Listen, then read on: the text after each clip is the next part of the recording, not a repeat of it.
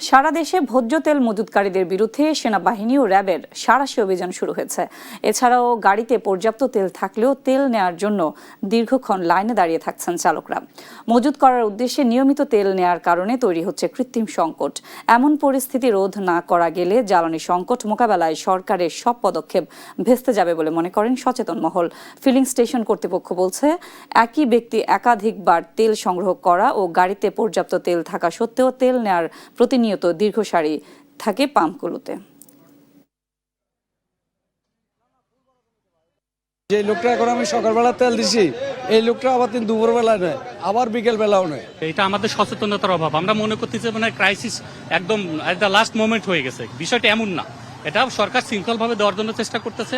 অনেকে তেল থাকতে তেল নিচ্ছে, তেলটা বাইরে বের করে আবার ট্যাঙ্কি খালি করে আবার আসতেছে, এটা বাইরে তারা সেল করছে আলাদা।